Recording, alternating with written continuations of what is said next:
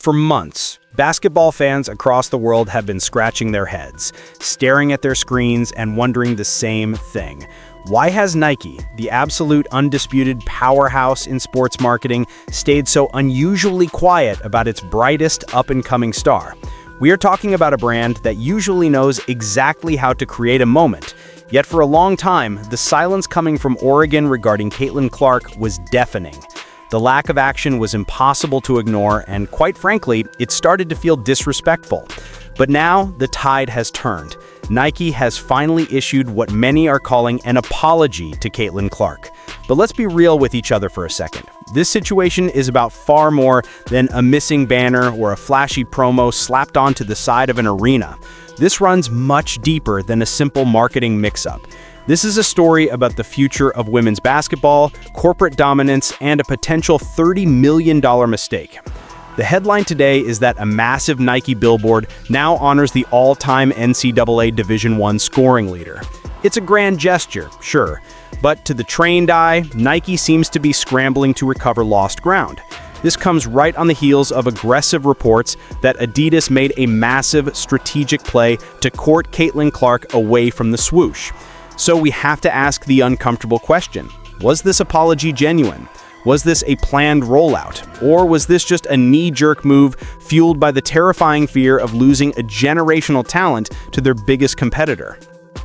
To understand the weight of this, we have to look at the numbers.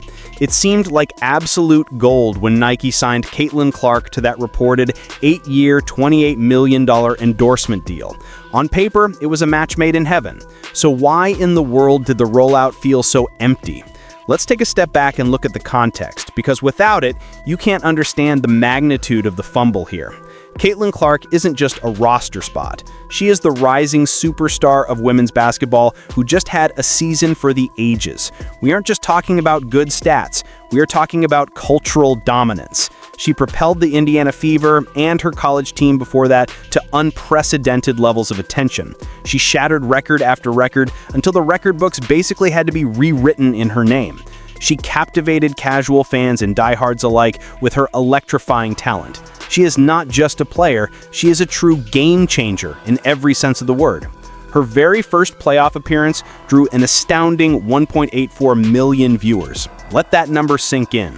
That made it the most watched WNBA playoff game in over 2 decades. That is Super Bowl level relative growth for the league. You would think Nike, having invested heavily in her and having a reputation for capitalizing on hype, would be front and center, celebrating this. You would expect commercials during halftime. You would expect social media blitzes. You would expect the machine to be fully operational. But you would be wrong.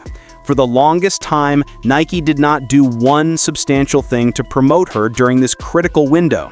We have not seen the iconic commercials that define careers. We have not seen the inescapable ads on YouTube and Instagram. We have not seen a wide release of Caitlin Clark merchandise that is readily available for the kids who idolize her. And we for sure as hell have not seen the signature shoe on shelves yet.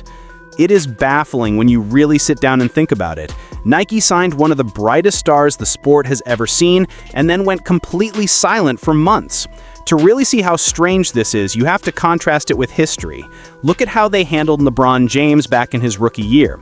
The moment LeBron touched the league, Nike was ready. They immediately dropped the signature shoe, they plastered ads everywhere, they made sure his face dominated billboards nationwide, from Cleveland to Los Angeles. They told the world, this is the king, before he even won a ring. With Clark, though, crickets.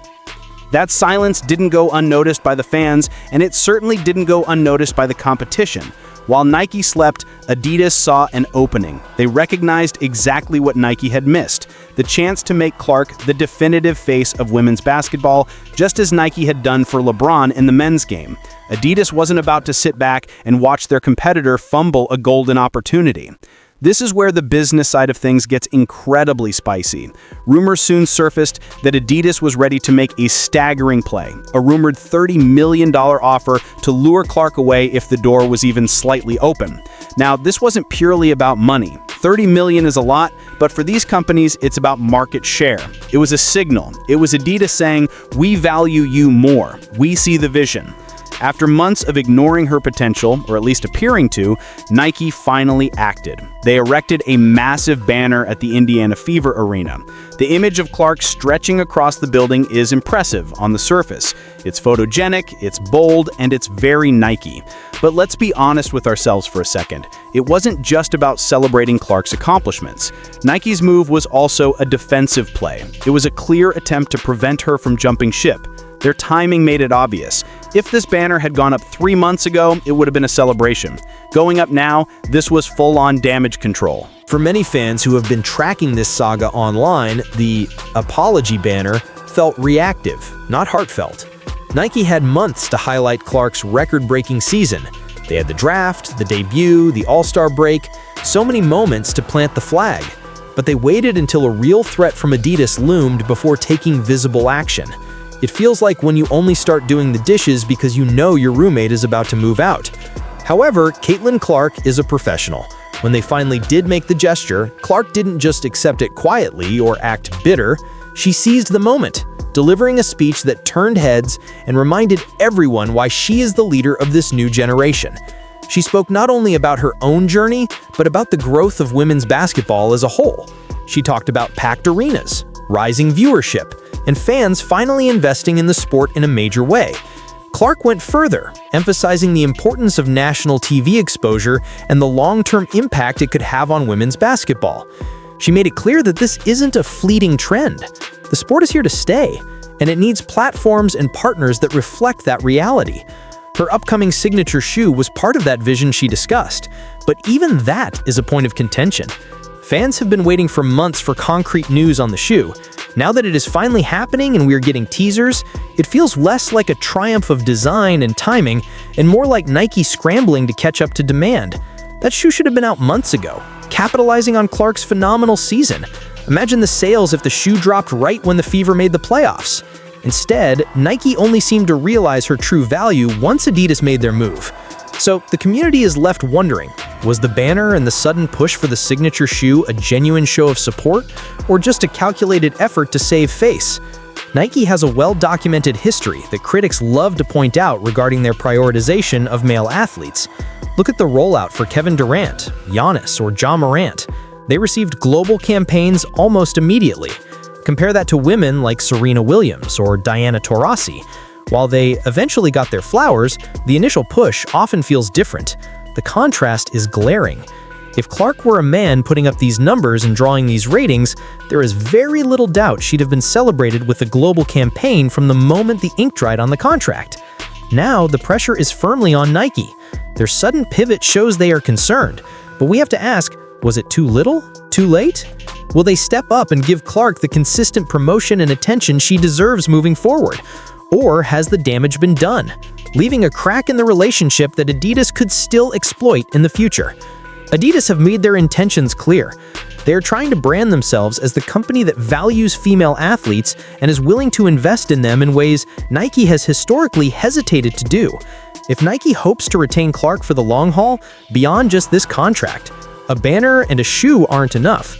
They need a serious, philosophical commitment to making her the face of the brand, period. Not just the face of the women's division. The clash between Nike and Adidas is far from over, and it is shaping the future of women's basketball marketing. Caitlin Clark isn't just a player, she is a trailblazer, influencing the sport on and off the court.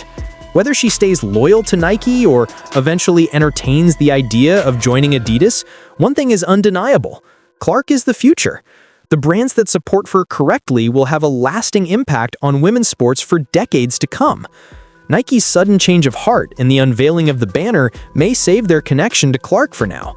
But this story is bigger than one athlete. This standoff could redefine how female athletes are marketed and valued across the board. For too long, women's basketball hasn't received the commercial attention it deserves. Male athletes have always been the priority, with women getting only a fraction of the spotlight and a fraction of the marketing budget. But with Caitlin Clark at the center of the universe right now, the tide is turning. Adidas didn't just see an opportunity to sell sneakers. They recognized a movement. They understand that women's sports are rising like never before, with record viewership, growing fan engagement, and unprecedented interest from demographics that advertisers kill for. Clark isn't just a rising star, she is the face of a new era in basketball. When Adidas reportedly offered that $30 million deal, it wasn't just about shoes. It was a strategic move to align themselves with the future of sports culture. They wanted to position their brand as the one that genuinely invests in female athletes rather than just ticking a box. For Nike, the stakes are even higher because they are the incumbents. They have long dominated the sportswear market, and losing Clark to Adidas would be a serious, perhaps unrecoverable blow to their prestige in the women's game. Nike prides itself on being the home of the greatest. Jordan, Tiger, LeBron, Serena. Letting Clark slip away or even letting her feel unappreciated would send a clear message that they aren't as committed to the future as they claim to be.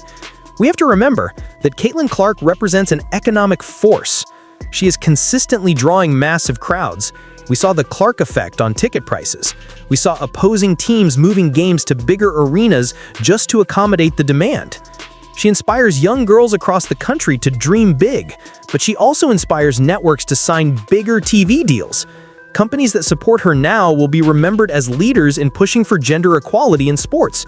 This is a moment that could redefine sports marketing, and brands like Nike and Adidas are starting to realize that they can't just use the old playbook. Nike hasn't exactly been flawless in this new era. Fans spent months wondering why the brand stayed silent as Clark shattered records and captured the spotlight. Many felt she was being taken for granted, treated like a guaranteed asset rather than a priority. This speaks to a frustration that WNBA fans have had for years. The product is great, the players are great, but the marketing often lags behind. Adidas's aggressive offer shows they are reading the room differently. They see women's basketball as a valuable primary market and are ready to invest in it heavily. Now that Nike is rushing to catch up, realizing that Clark's value is too big to ignore, they're going above and beyond to retain her favor. But the question remains hanging in the air. Has the trust been eroded? Has Adidas already won Clark's loyalty emotionally, even if she is legally bound to Nike for now? Or can Nike persuade her that they are the best partners for her massive ambition? Clark herself is approaching this with the wisdom of a veteran. She isn't rushing into any public disputes. She isn't blasting Nike on social media. Instead, she is using her platform to focus on the bigger picture. At Nike's recent event, she emphasized that her mission isn't just personal success. She is advocating for the ecosystem. Her success is tied to the sport's success, and that is what makes her so influential. She knows that if she gets a signature shoe, it opens the door for the next girl. If she gets a massive billboard, it normalizes seeing women athletes on massive billboards. Then there is the issue of the signature shoe itself. In basketball culture, a shoe is more than merchandise. It is a status symbol. It is a coronation. It says, "You have arrived." For an athlete, it is a statement that you are a pillar of the sport. For Clark, a signature shoe represents more than personal achievement. It symbolizes progress for women's basketball. We have seen signature shoes for women before: Cheryl Swoops, Lisa Leslie, Candace Parker, Breanna Stewart, Sabrina Ionescu, but a Clark shoe feels different because of the mania surrounding her. When LeBron James got his first signature shoe, it was a game changer because Nike was saying he is the future. Now Clark is in a similar position. A signature shoe for her isn't just about boosting her profile. It would send a message that women's sports deserve the same investment in innovation and design as the men's line. However, timing is everything in retail and in hype. Fans have waited months for news of Clark's shoe, while Nike hesitated or kept things under wraps. Meanwhile, Adidas has made it clear they are ready to go all in. If Adidas were to release a signature shoe for a top female athlete before Nike got the Clark shoe out the door, it would be a massive win for the brand and a wake-up call for Nike. It's a race, and right now, Nike looks like they stumbled out of the blocks. The bigger picture is crystal clear.